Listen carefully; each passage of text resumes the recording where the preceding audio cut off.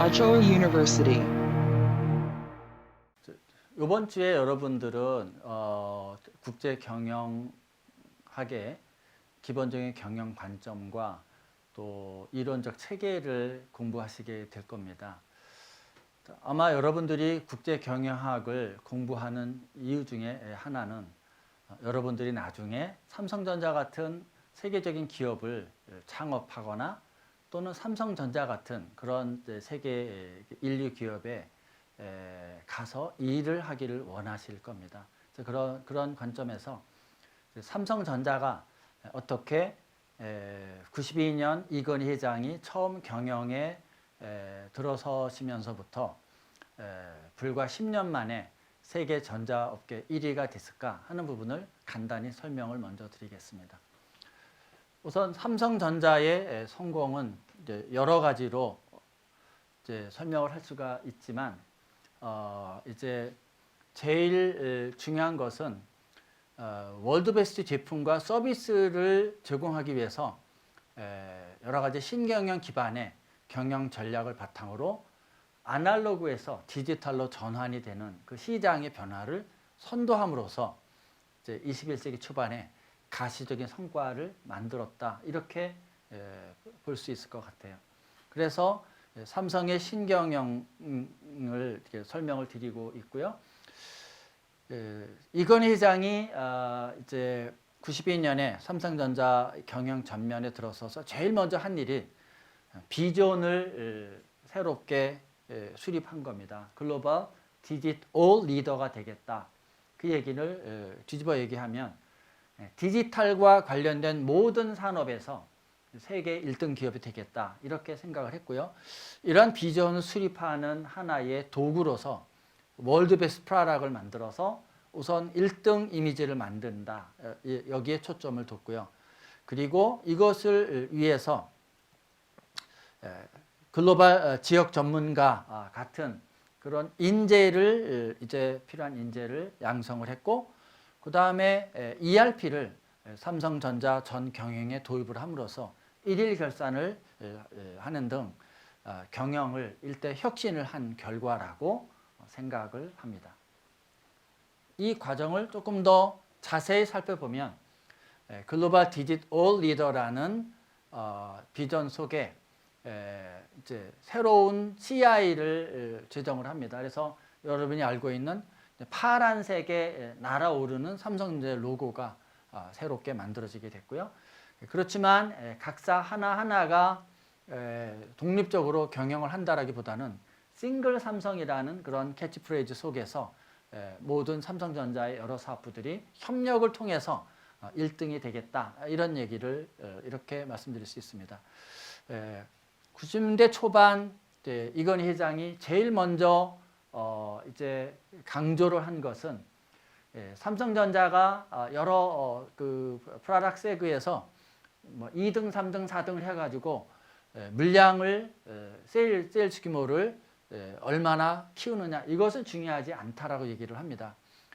고객의 마음속에 1등 기업으로서의 이미지를 줄 수 있는 월드 베스트 프로덕트를 얼마나 많이 갖고 있느냐 하는 것이 삼성전자의 성공의 중요한 요소고, 그렇게 하려면 고객 중심적인 마인드를 가지고 경영의 패턴을 바꿔야 된다라고 얘기를 하고 있습니다.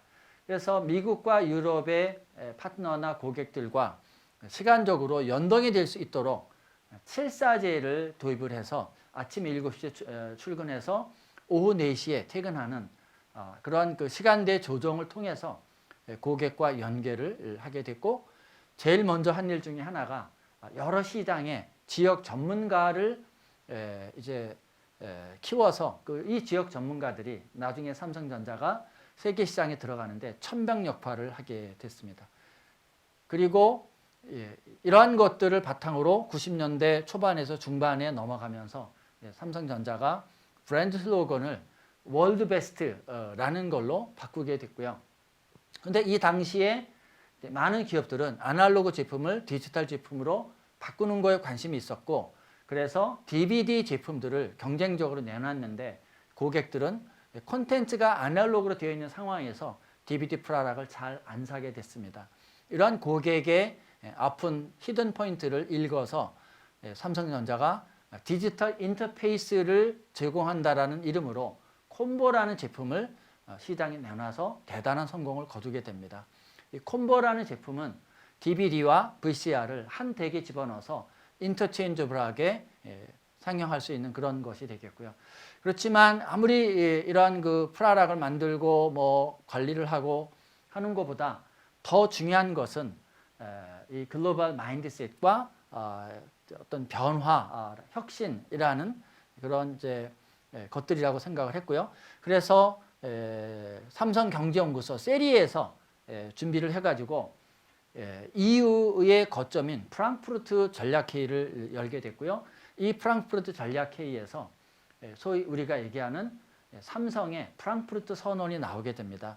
그래서 마누라와 자식 빼고는 다 바꿔라 이런 얘기들이 이제 나오게 됐고, 이렇게 되면서 삼성전자가 각 사별로 월드 베스트 프라락을 어사인을 해서 1등 제품을 50개, 100개 이렇게 만들어 감으로써 1등을 하겠다 이렇게 생각을 하게 됐습니다. 그래서 90년대 중반이 되니까 삼성전자는 꽤 많은 1등 제품을 가졌음에도 불구하고 브랜드 파워가 떨어져 가지고 이제 제 값을 못 받는다라는 것이 가장 큰 애로 요인이 되게 됐고요. 그래서 삼성전자가 브랜드 슬로건을 월드 퍼스트로 바꿔서 브랜드 파워를 높이기 위한 부분에 초점을 맞추게 됩니다. 이때 세리에서 다시 한번 글로벌 전략회의를 LA에서 열게 됐고요. 이 LA에서 삼성전자의 모든 사장단들이 같이 유통점들을 순방을 하면서 삼성전자 제품이 1열의 소니, 2열의 다른 일본 기업들, 그리고 마지막에 전시되는 것을 보고 브랜드 파워를 높이는 것의 중요성을 다시 인식을 하게 됩니다. 그래서 이제 이건희 회장이 윤정용 부회장님한테 삼성전자의 브랜드 파워를 3년 내에 세계 1등 수준으로 바꿔라 이렇게 지시를 하게 됐고, 그래서 윤정용 부회장이 한 일은 가장 중요한 일 중에 하나가 글로벌 광고 에이전시계의 한국 사람으로서 가장 슈퍼파워였던 에릭 김병국 부사장을 모시게 됐고요. 이 김병국 부사장이 와가지고 이제 두 가지 일을 하게 됩니다. 하나는 삼성전자의 글로벌 광고 어카운트를 하나로 모아서 규모의 경제를 바탕으로 광고 에이전시를 경쟁을 시켜서 삼성전자에게 좋은 광고 브랜드 익스포즈를 할 수 있는 방안들을 만들어 오게 하고, 또 하나는 인터브랜드라는 회사에다가 이제 컨설팅을 줘서 이제 인터브랜드라는 그 글로벌 브랜드 에셋 리서치 회사는 겉으로는 글로벌 브랜드 에셋 리서치 결과를 내놓지만 뒤로는 컨설팅을 통해서 비즈니스 모델을 가져가고 있었고, 그래서 여기에다가 대규모의 컨설팅 프로젝트를 맡김으로써 2002년에 삼성전자가 소니를 누르고 세계 전자업계 1위 기업으로 이렇게 성장이 되도록 했습니다.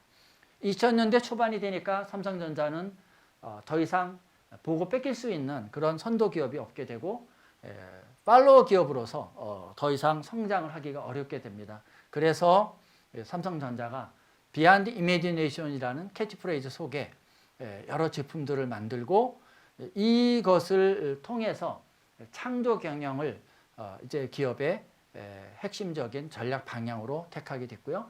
그래서 여러 가지 특허권을 통합적으로 관리를 하고, 그 다음에 혁신에 대한 또 창조에 대한 이런 부분들을 이제 굉장히 강조를 하게 됐고요.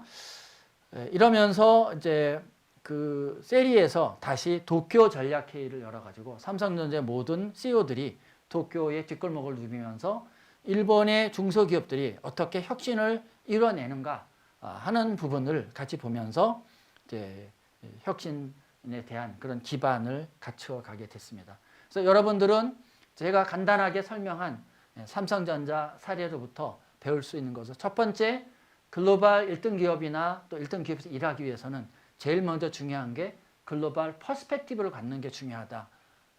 두 번째, 그렇게 하기 위해서는 다양한 역량과 인재들이 필요하게 되는데, 그러한 역량과 인재들을 적재적소에 잘 확보하는 게 중요하다.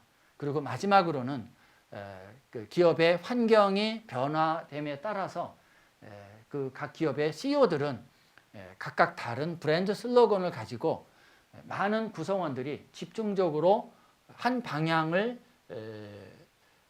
로 갈 수 있도록 계속 어떤 비전을 바꿔줌으로써 새로운 그런 혁신이 일어날 수 있도록 틀을 만들어주는 것이 중요하다라고 생각을 합니다.